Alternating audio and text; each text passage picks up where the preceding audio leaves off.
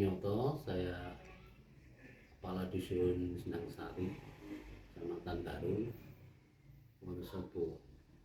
Saya sendiri di sini karena kebetulan Dusun Sendangsari ini juga ada kepala desanya juga yang berdomisili di Sendangsari, jadi saya cuma membantu pekerjaan Bapak Kepala Desa. Sunyoto, apakah bisa diceritakan Desa Sendangsari itu letaknya di mana dan termasuk desa wisata yang seperti apa? Ya, Desa Sendangsari itu kita lokasinya di Kecamatan Garut. Jadi kita salah satu dari 15 desa dan kelurahan di Kecamatan Garut. Kita memang termasuk desa wisata di Kecamatan Garut yang merupakan daerah penopang. Maksudnya daerah penopang wisata itu, wisata utama itu di sini kan Dieng, kemudian ada Menjer lah, Menjer, Maron. Kemudian di sini termasuk kawasan penumpang wisata, pendukung maksudnya. Jadi kami sebenarnya harusnya ada fasilitas khusus untuk penumpang wisata seperti akses jalan, kemudian mungkin identitas Wonosobo sebagai daerah tujuan wisata. Untuk pariwisata sendiri di Desa Sendangsari ini kita banyak menyajikan, sebenarnya kita utamakan yang alam, maksudnya alam seperti adanya, bukan buatan. Kalau di desa wisata yang lain mungkin ada kebun bambu yang dibuat pasar, kemudian dibuat tempat selfie, itu berarti buatan. Kalau sini cenderung ke natural gitu. Kita jual paket, misalnya panen selada air, kemudian menanam padi atau selada air, kemudian agrowisata yang lain mungkin. Terus ada juga di sini home industri yang kita jual sebagai paket wisata, seperti pembuatan tempe secara tradisional, kemudian ada berondong jagung itu atau popcorn ya bahasa lainnya. Itu juga masih diolah secara tradisional. Yang lainnya mungkin sebagai pendukung pariwisata di sini, karena di sini banyak kesenian, jadi nanti tamu yang berkunjung misalnya berminat hiburannya itu bisa mengambil paket kesenian seperti berlatih gamelan, kemudian berlatih tari juga, kemudian ada juga pertunjukan kesenian seperti barongsai, tiong, kemudian tari lengger dan yang lainnya. Untuk pertanian sendiri itu biasanya didistribusikan kemana Pak hasil pertaniannya? Untuk yang rutinitas sehari-hari itu kebanyakan ke pasar Garung. Jadi di Garung itu ada pasar sayur, pasar pagi, yang lokasinya itu di Jalan Dieng, kilometer 10 mungkin ya. Itu tepatnya di Desa Simuran. Kemudian yang untuk jumlah besar keluar kota itu biasanya sampai Kabupaten Banjarnegara, kemudian Kebumen, Jogja juga, Yogyakarta sebagai. Jadi kebanyakan sayur yang keluar kota itu seperti kol, kemudian selada air. Untuk home industrinya itu berarti mereka sudah bisa mandiri, kalau misalnya tidak masuk ke paket wisata mereka sudah bisa menjual hasilnya sendiri atau bagaimana Pak? Iya, karena sini basicnya memang kita jual paket yang ada, maksudnya itu merupakan aktivitas sehari-hari. Jadi meskipun itu tidak dijual sebagai paket wisata, mereka sudah ada penghasilan tetap dari hasil usaha dagangnya itu. Jadi itu untuk paket wisatanya cuma sebagai income tambahan seperti itu. Kalau untuk budayanya sendiri, kemarin kan kami sudah bertemu dengan Pak Budi, Pak. Iya. Nah, untuk sanggar-sanggar yang ada di Desa Sedangsa itu kan banyak. Iya. Pengelolaannya apakah dari desa ada apa ya, di pengelolaan secara khusus untuk budaya itu? Sementara ini kalau di Sinangsari yang sudah jalan itu mereka mandiri. Jadi dari pengelolaan di organisasi, kemudian mungkin manajemen pemasaran dan sebagainya itu mereka secara mandiri dikelola sendiri. Desa itu berperan ketika mereka memang datang ke sini membutuhkan bantuan dan sebagainya, baru desa turun tangan. Berarti biasanya kalau ada undangan untuk manggung itu langsung ke sanggarnya? Iya, itu masuk manajemen organisasi. Iya. Nah, apakah Bapak tahu ada berapa banyak sanggar di Sinangsari? Kalau organisasi dulu 2010 itu tercatat ada 10 kelompok lebih itu yang aktif. Mungkin sampai sekarang ya naik turun 5 itu aktif. Seperti Liong. Kalau Liong itu kan dulu ada 4 organisasi.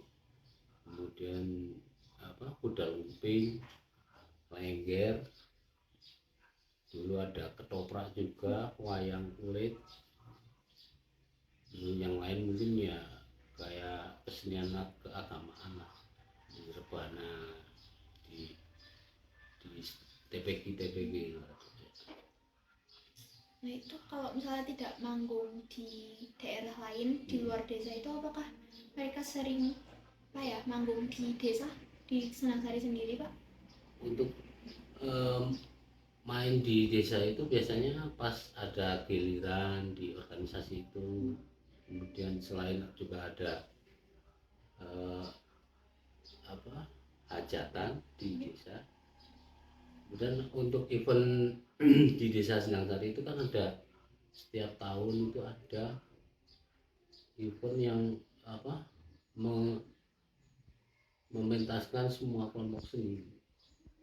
Jadi itu namanya Pawiyatan Budaya Sinangsari. Pawiyatan Budaya Sinangsari itu sudah dilaksanakan selama 4 tahun. Itu kita subsidi dari anggaran desa, kemudian nanti biayanya itu untuk operasional semua kelompok sendiri. Pada awalnya memang kita Pawiyatan Budaya Sinangsari itu kita konsep semua kelompok seni itu main. Jadi itu dulu waktu pertama itu 3 hari baru selesai karena setiap kelompok seni itu diberi waktu untuk pentas. Nah, kemudian pada perkembangannya kita coba evaluasi, kemudian kita menemukan konsep yang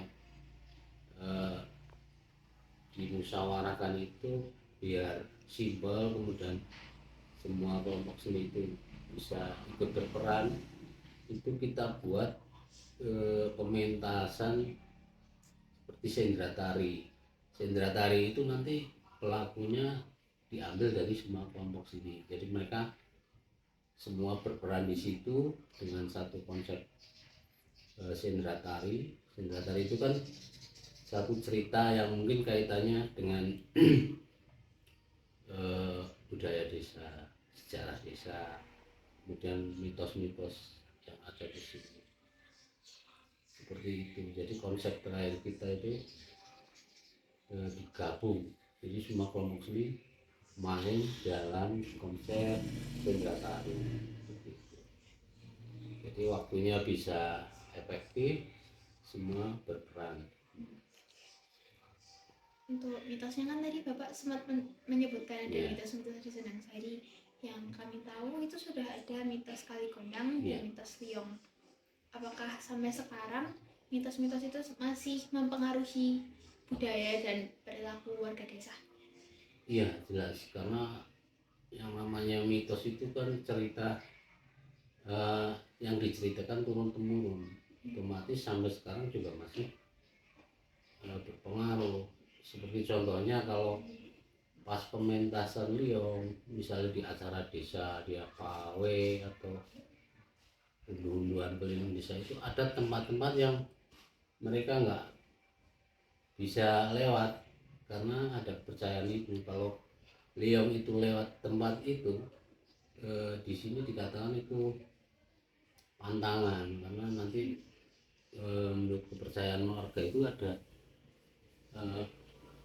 efek yang tidak baik untuk masyarakat. Kalau di sini ya sekitar kebun bambu itu, kemudian sebelah selatan desa itu nggak berani, liong pasti nggak ikut lewat tempat itu, karena di situ ya di mitos itu kan diceritakan ada tempat-tempat yang tidak bisa dilewati. Liong sendiri kan biasanya kita tahu itu budaya dari Cina kan ya. Ya, Nah, pengembangannya sendiri kenapa bisa jadi salah satu kebudayaan yang berkembang pesat di Senangsari itu bagaimana? ya sebenarnya bukan pengembangan. Kalau pengembangan itu kita ngambil dari luar kemudian dikembangkan. Kalau liong di sini itu memang sudah ada, jadi bukan kita kembangkan menjadi budaya seakan-akan itu budaya sini. Jadi ya satu berawal dari mitos itu, kemudian kalau bicara yang kebudayaan Cina itu kan cenderung ke wujud naga ya, tapi kalau di sini itu naga Jawa. Jadi ciri khasnya itu dia pakai mahkota. Kalau naga Jawa itu kan seperti di sejarah Jawa itu ada naga gini, itu dia wujud ular naga pakai mahkota. Sebenarnya yang asli liong sini itu yang itu. Pada perkembangannya mungkin di masyarakat itu masih kurang paham bahwa sebenarnya ciri khas liong Senangsari itu yang pakai mahkota. Kadang karena mereka itu anak-anak muda, mereka bikin sendiri model, kemudian mungkin melihat di sosial media, jadi ada pengaruh liong Cina yang masuk dari segi bentuk maupun permainannya seperti itu. Malam Satu Suro itu apakah terbuka untuk umum? Iya, sebenarnya terbuka untuk umum, namun karena itu kan diakui atau tidak, memang sebenarnya ada mungkin di masyarakat itu ada apa ya, kayak ada jarak gitu ya. Kalau kepercayaan Satu Suro itu kan cenderung ini mengarah ke kepercayaan. Sementara di masyarakat sekarang itu kan rata-rata sudah menganut paham muslim. Jadi cuma kalau di Senangsari memang kita berusaha menerima semuanya. Jadi yang itu keagamaan dan kepercayaan berusaha kita beri ruang untuk sama-sama berkembang di Senangsari.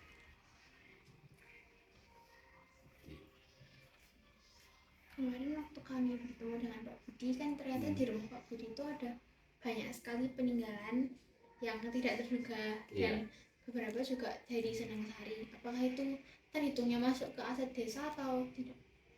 Sementara ini belum. Ya, itu masih aset pribadi Pak.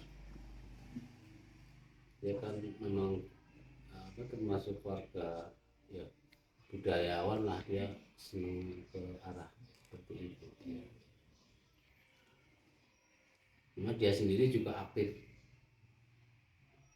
koordinasi dengan desa. Setiap ada kegiatan apapun dia koordinasi dengan desa. Mungkin sudah menikah. Perkenalkan diri, nama saya Mbah Budi Santoso, asli dari Desa Singgangsari, Kecamatan Darung, Kabupaten Wonosobo. Warga sini menganggap saya itu sesepuh dan adat budaya Desa Singgangsari. Apakah boleh diceritakan soal mitos Kali Gondang? Mitos di Sindang Kali Gondang ini harus mengikuti alur ceritanya dulu ya, karena Kali Gondang ini sebetulnya namanya dulu bukan Kali Gondang, ini adalah Segundang. Itu wilayah Gondang itu pohon besar yang getahnya putih. Terus tempat ini dulu untuk ritual cukur gimbal pertama yang ada di Wonosobo. Jadi tempat Kali Gondang ini untuk ritual cukur gimbal pertama di Wonosobo. Karena tempatnya kurang begitu luas, pas waktu itu Pak Bupatinya Pak Trimawan terus dipindah di alun-alun Wonosobo, terus dipindah lagi ke Dieng. Jadi sejarahnya Kali Gondang seperti ini.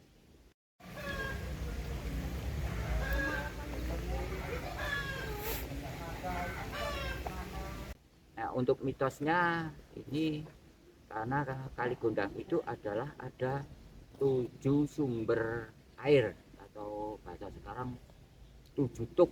Jadi ada 7 tuk atau 7 sumber air di sini. Dan mitosnya di bawah ini dulu ada 3 pohon, sekarang tinggal 2 karena yang satu hilang. Ada 2 pohon, dan mitosnya siapa saja yang bisa menggigit pohon yang ada di dalam air itu cita-citanya terkabul. Jadi mitosnya yang tinggi itu seperti itu. Tapi mitos itu datang bukan dari warga sini, para. Siapa yang pada awalnya membawa cerita tersebut, Pak? Karena ini cerita rakyat ya, jadi saya lahir itu sudah di bawah, itu banyak orang membicarakan seperti itu. Jadi asal usulnya itu ya dari nenek moyang, jadi turun temurun bahwa di Sindang itu ada mitos untuk meminta pada Sang Hyang Widi atau pada Allah untuk tempat ini untuk ritual. Jadi sampai sekarang malam Suro itu tempat ini memang sering untuk ritual, dan malam-malam besar misalnya Selasa Kliwon, Jumat Kliwon, tempat sini ramai untuk ritualan. Ritualnya seperti apa, Pak? Jadi kalau sekarang ya seperti mujadahan itu di sini, permintaan di sini. Jadi kadang ada yang di atas, ada yang di dalam air, dan kadang mempercayai ada yang kalau punya cita-cita menggigit pohon itu terkabul, ya banyak yang ritual menggigit pohon di bawah ini, karena di bawah itu ada 2 pohon, ada 2 tonggak pohon, 2 pohon yang dulu 3, itu ritualnya seperti itu.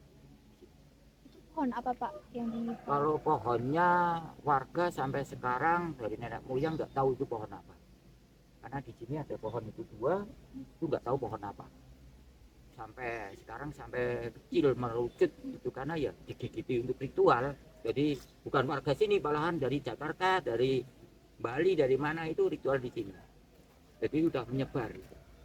Jadi Dari luar Jawa juga. mitosnya kalau bisa menggigit keinginannya bisa terkabul. Ya mitosnya seperti itu yang menyebar khususnya di tanah Jawa sini. Kalau untuk ritualnya sendiri apakah pakai sesajen atau? Kalau di sini kebanyakan nggak pakai sesaji ya. Ritualnya itu di sini biasanya cuma doa-doa. Kalau ritual sesaji itu biasanya warga sini, warga setempat. Untuk sesajinya itu untuk menyukuri apa? Jadi dengan adanya air ini, air yang melimpah di Sendang ini untuk mencukupi tanaman yang ada di desa sini. Jadi sesajinya untuk menyukuri, merasa berterima kasih gitu. Kalau untuk kehidupan sekarang, Kali Gondang ini dimanfaatkan apa saja untuk warga? Kalau sekarang, kalau siang seperti ini biasanya untuk mandi anak-anak kecil. Kalau airnya untuk pengairan sawah, jadi memang manfaatnya besar sekali. Tapi untuk air ini nggak diminum, karena untuk warga sini untuk meminum dari air dari atas desa.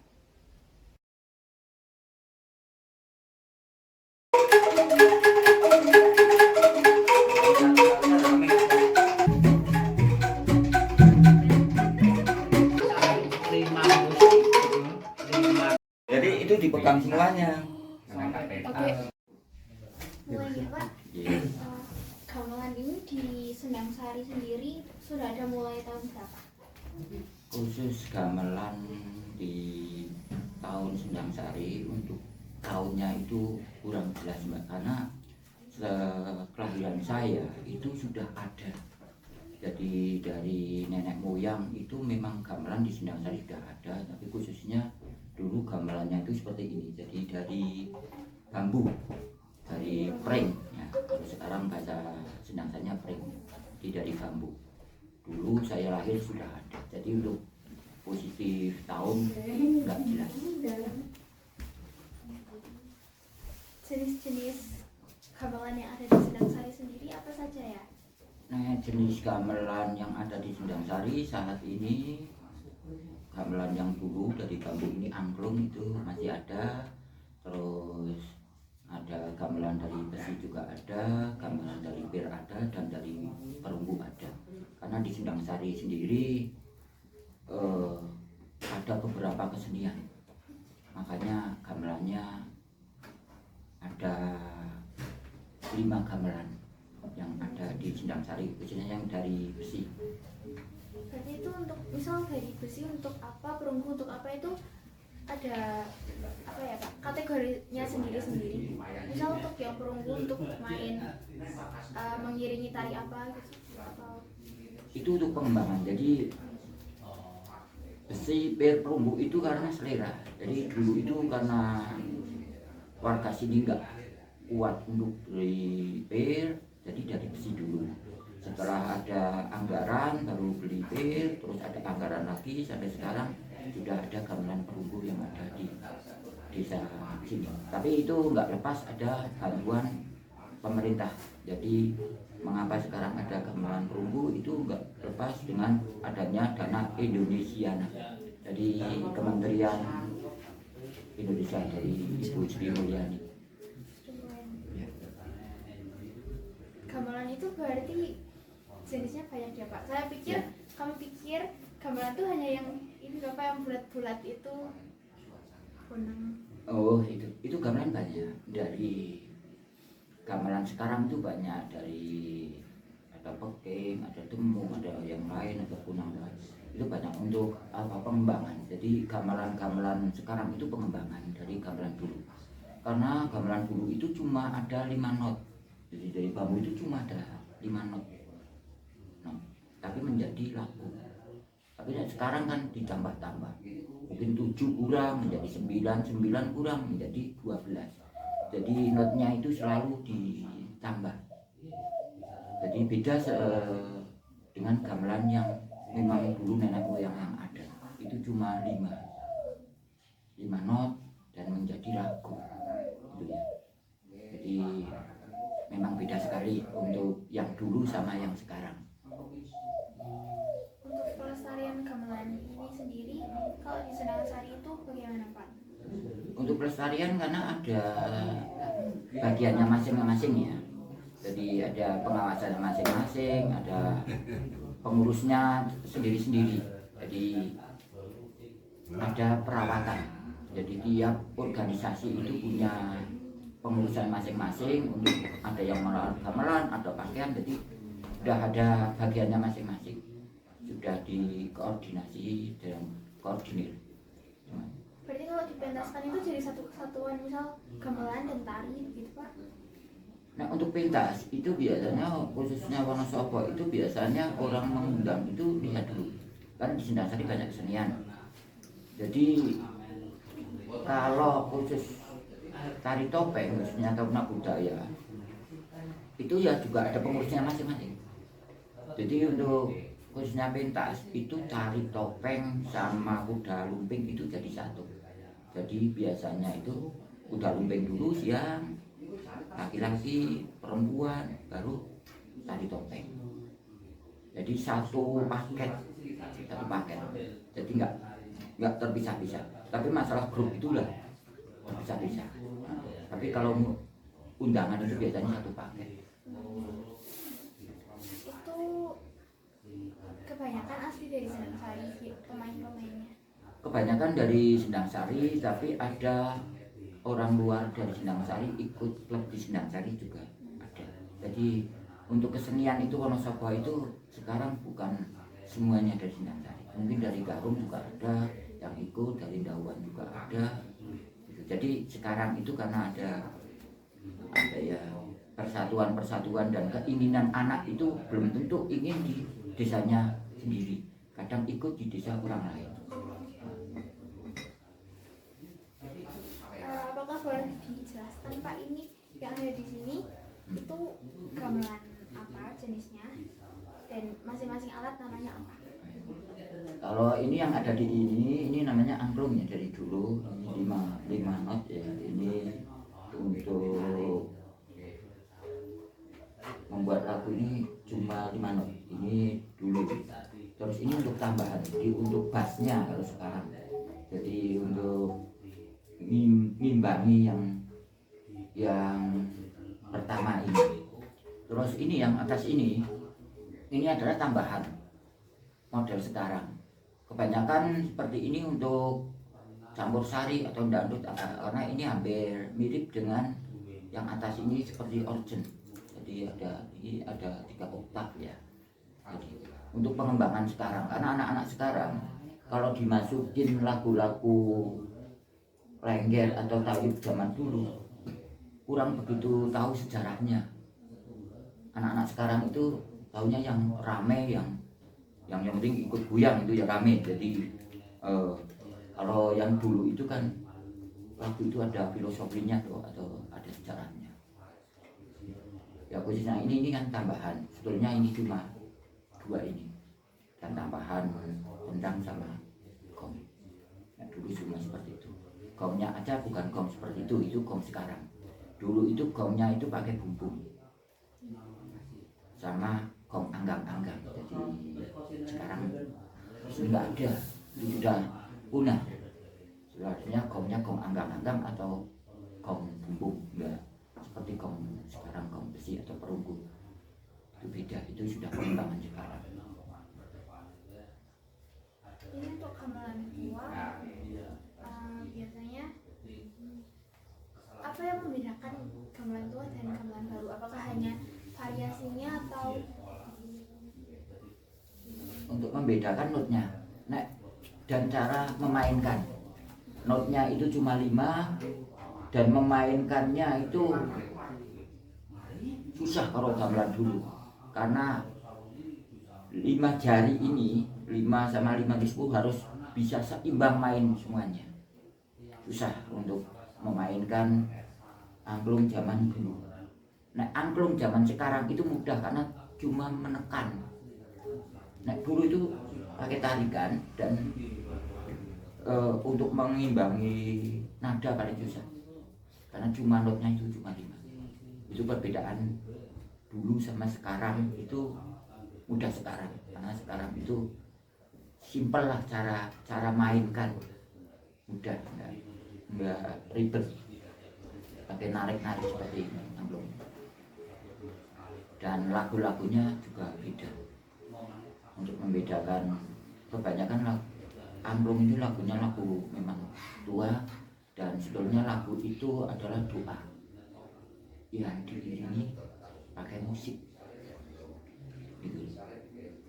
Doa itu ya kalau dulu memang doa itu sambil roket diiringi musik, makanya bisa kemasukan, bisa apa itu karena memang doa. Lagu-lagunya itu sebenarnya lagu doa, makanya bisa kemasukan gitu, ada filosofinya. kalau untuk pentas dari Sendang Sari sendiri bagaimana cara memperkenalkannya ke anak-anak muda penerus desa? Nah sekarang untuk pengenalannya itu mudah karena sekarang banyak HP ya, jadi banyak anak-anak lihat di YouTube atau apa itu kan bisa dari Taruna Budaya itu langsung muncul, Taruna Budaya Sendang Sari langsung muncul.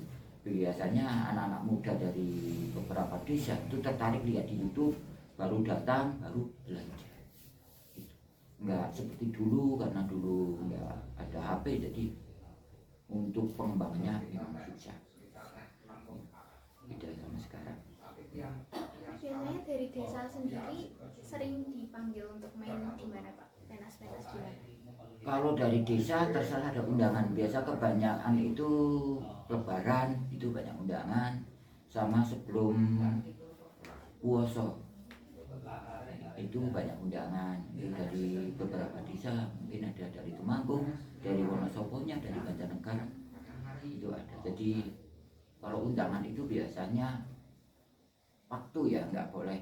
Biasanya di sini itu nggak boleh sekarang undang besok main, itu nggak. Jadi memang ada jeda waktu, karena mungkin bisa berbenturan waktu. Bukan, nah kalau di desa sendiri itu biasanya juga undangan-undangan hajatan atau pengajian. Kalau di desa sendiri. Berarti latihannya per kelompok, tapi misal undangan untuk desa biasanya berangkat bareng dari satu gitu Pak. Nah, undangan karena banyak kelompok itu undangannya per kelompok, mau undang kelompok mana, dari sanggar mana. Contohnya Sanggar Taruna Budaya, Sanggar Taruna Budaya mau undang Singasakti, Sanggar Singasakti. Ada perumuan Pak Rojek, ada ketoprak ya. Jadi per kelompok itu ada ketuanya masing-masing. Nah, seperti saya kan ketua seluruh ya, jadi kesatuan seluruhnya. Jadi biarpun lewat saya harus lapor ketua masing-masing. Saya itu cuma mempersatukan kesenian yang ada di desa Sendang Sari. Nah, untuk kelompok-kelompok itu sendiri sanggarnya di desa Sendang Sari ada berapa Pak? Sendang Sari itu sanggar itu saat ini yang punya sanggar baru Taruna Budaya. Karena sanggar itu harus badan hukum, itu baru Taruna Budaya. Yang lain sudah ada tempat-tempatnya tapi belum bisa dibuka. Karena nah untuk umum bisa latihan di situ, tapi untuk dibikin banner atau baru di depan belum berani, karena belum dimasukkan ke dalam badan hukum. Nah, yang belum, kelompok-kelompok yang belum menjadi sanggar itu ada berapa Pak? Itu masih banyak ya. Ada Karawitan, Ibu-ibu Karawitan Pusporini, ada Pedalangan, ada Noprak, masih banyak yang belum di badan hukum. Sampun Pak, Tidak dulu. apakah boleh ambil footage bapaknya memainkan alat-alatnya? Oh, mau saya sama Anu biar Anu ya. Pak Siput.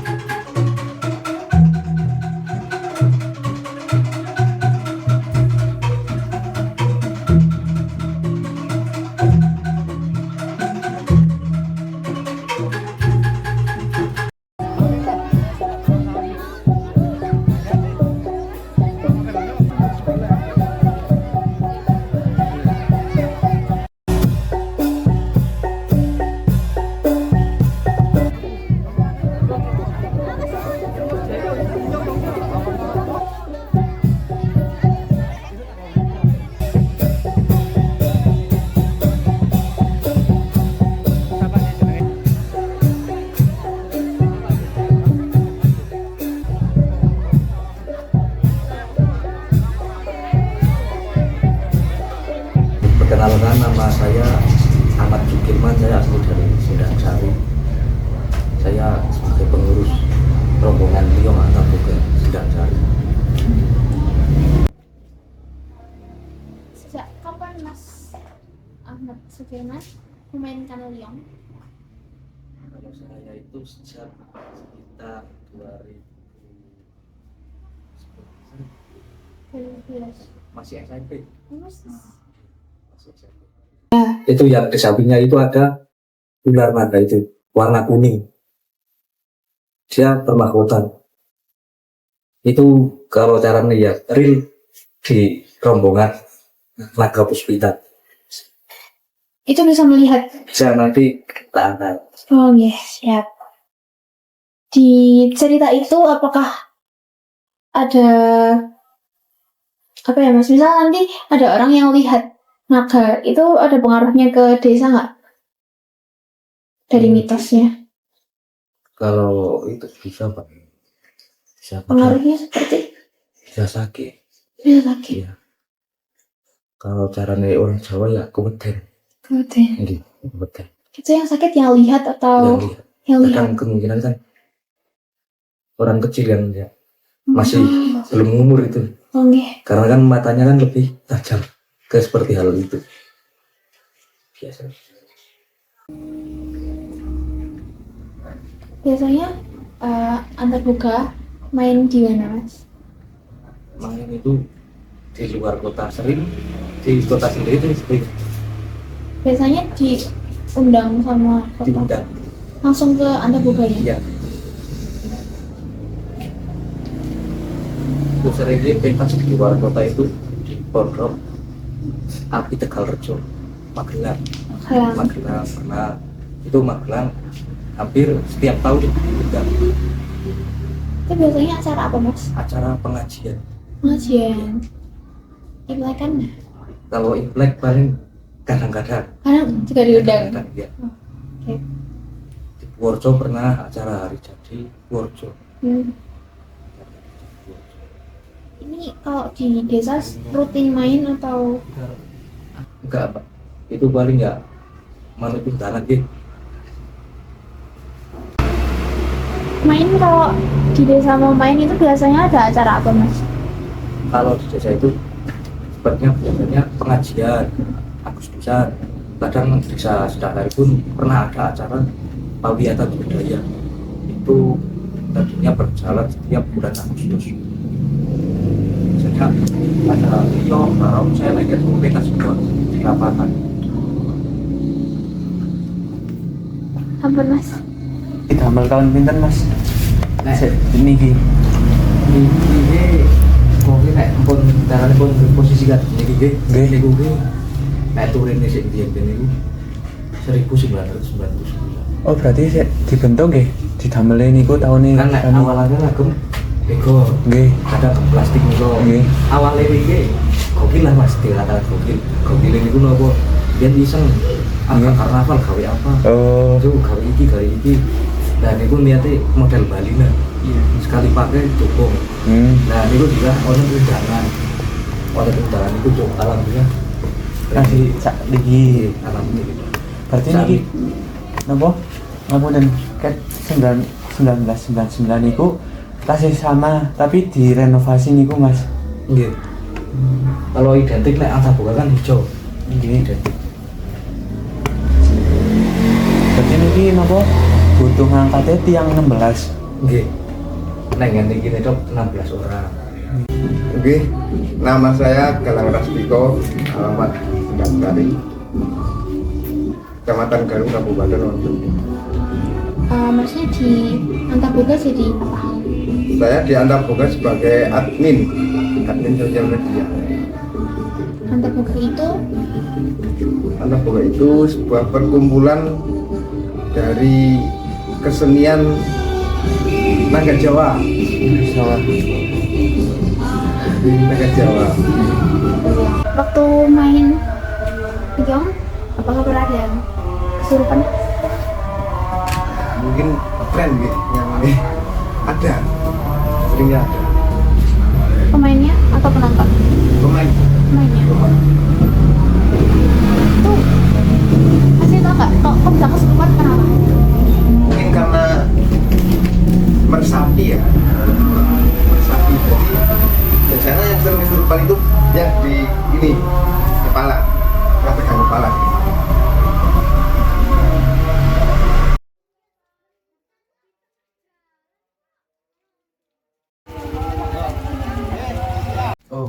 Saya Khairul Huda.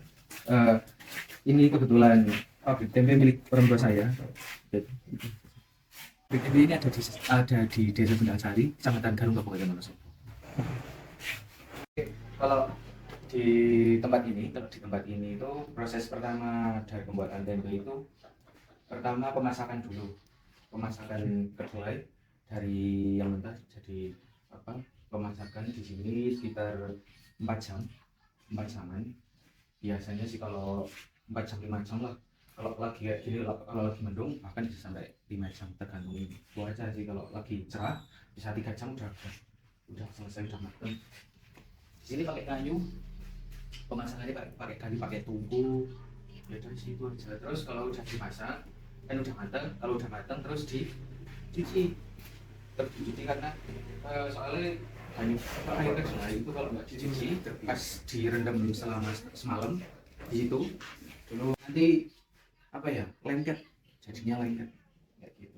Terus dicuci, kalau udah bersih dicuci terus direndam di sini selama semalam, ya nggak mesti semalam sih, kadang 2 malam 3 malam sepakainya aja.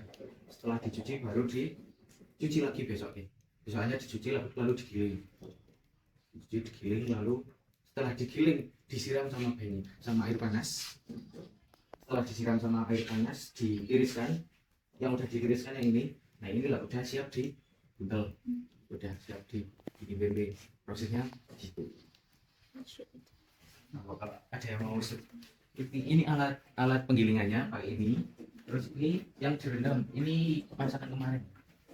Biasanya berapa hari mas? Sepakainya aja.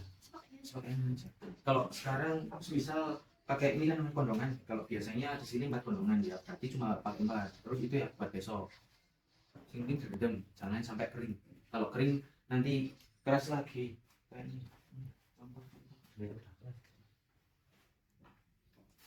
Ini keras lagi lah. Harus direndam terus biar basah kan ini.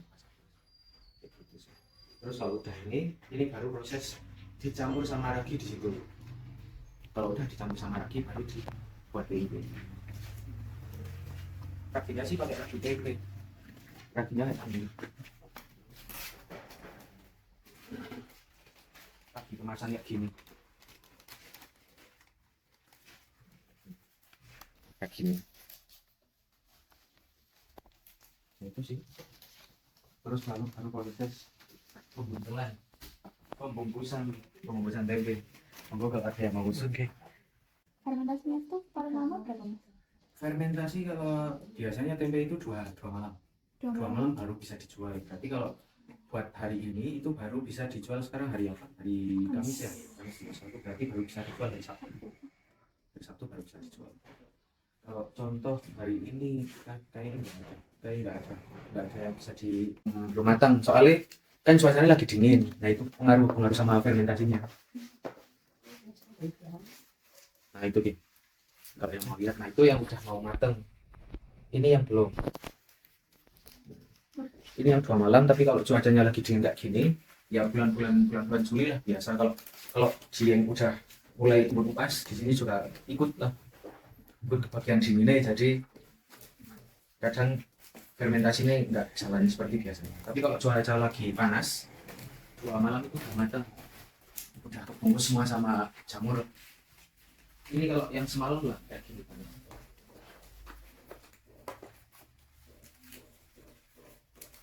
Nah, ini kan udah ada perbedaan dari yang tadi.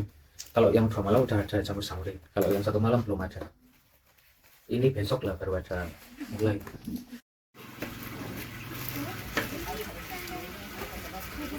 Nama saya Nanggi dari Sendang Sari, produsen Dondong Jagung, alamat Sendang Sari, Garung, Kabupaten Wonosobo.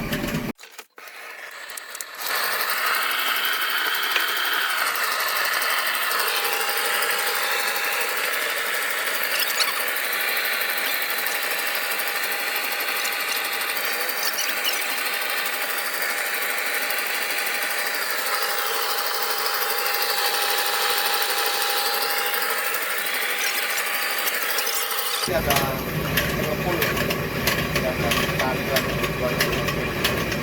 kalau yang langsung petani kan kasihan kalau kita nggak berani, gimana ya, bagi untung lah sama pedagang-pedagang lain. Nah, kalau kita langsung cari ke petani, nanti pedagang pengumpul kan nggak kebagian. Kita bagi 100-200 kita bagi-bagi.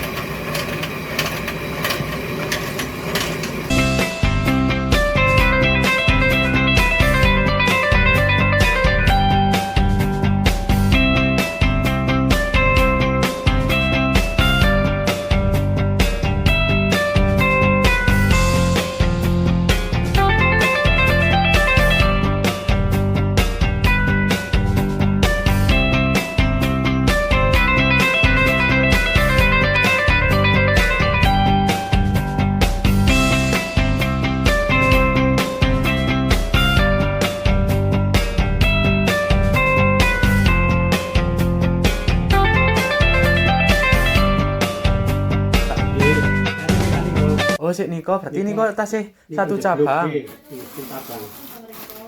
Li ngopan teng mriko. Iyalah. Ngopane teng mriko terus iki mulai dari iki. Mriko meng putihan itu. Nggih. Putihan beruntung putihan. Beruntung bocah-bocah. Nah niki lha wong tua terus dahar. Niki rasane napa mawon, Pak? Iki namung manis kok. Manis. Manis doang. Manis tapi wong jagung mon kan perlu wangi. Nggih. Wis ora diwehi. Apa jenenge?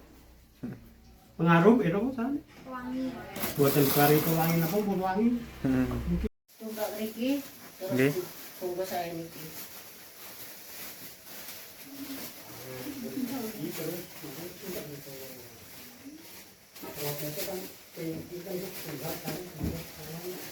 Pundi mawon, Bu? Budi Jajar, Ya. Kecamatan Jajar, Garung. Iki disadi teng pasar-pasar berarti, Bu. Nggih. Kancan nganu jujuke mawon. Bakul makin sapa. Iyalah. Bakul mau teng mriki kali ibet teng mriko kancan. Enten sing masarke. Nggih. Mriki kancan jujuke mawon. Dan jenengan ngoyok pulau mawon. Jadi kok ajeng Yo niki makin Proses pengadukan, oke. Jadi proses pengemasan. Proses pengemasan. Lah iki langsung keras, Bu, napa pripun? Keras, langsung keras. Mboten di napa ditinggerien. Boten, langsung mawon.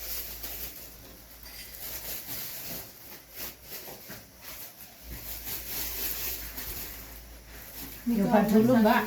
Nggih.